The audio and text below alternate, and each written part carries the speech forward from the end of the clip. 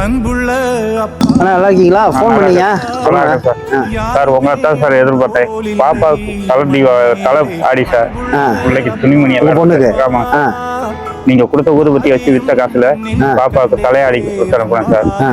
ஊதுபத்தி ஒண்ணும் இல்ல சார், முடிவெட்ட கூட வழி இல்ல சார். இப்ப நீங்க பார்த்து ஒரு எல்லா காசையும் கொடுத்தீங்க, உங்களுக்கு எடுத்து வச்சு கொடுக்க வேண்டியதானே? அப்படி எப்படி சார் செய்ய முடியும்? பாப்பா கேக்குது, உங்களை விட்டாலும் வேற இதுல மூல பணம் இருக்கு சரியா? இதை வச்சு நீங்க மூல தேவையான முடிவு வெட்டிட்டு நல்லா நீட்டா நாளைக்கு வந்துருங்க. ஒண்ணும் இல்ல, தொழில் கேட்டீங்கல்ல, சொன்ன இன்னைக்கு வரேன்னு நீங்க கேட்ட இந்த பாருங்க எல்லாமே பொண்ணுக்காக அந்த பணத்தை மாப்பிள்ளை வந்துட்டா ட்ரெஸ் வாங்கி கொடுத்துட்டீங்க.